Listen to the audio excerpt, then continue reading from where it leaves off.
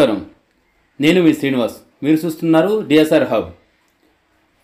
భద్రాద్రి కొత్తగూడెం జిల్లా అశ్వాపురం మండలంలో మాదక ద్రవ్యాల వ్యాపారం నియంత్రణ కోసం చేపట్టిన తాజా ఆపరేషన్లో ఒక ప్రత్యేక నార్కోటిక్ డాగ్ ముఖ్య పాత్ర పోషించింది.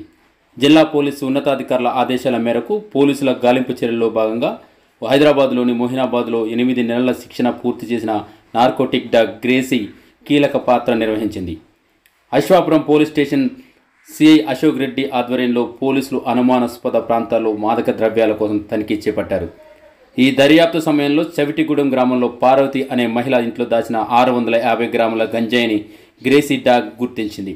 వంటగదిలో గిన్నెల క్రింద దాచిన ఈ గంజాయిని గ్రేసీ వాసన ద్వారా పసిగట్టింది. పోలీసులు వెంటనే స్పందించి ఆ గంజాయిని స్వాధీనం చేసుకుని పార్వతమ్మపై కేసు నమోదు చేశారు. ఆమెను రిమాండ్కు తరలించారు.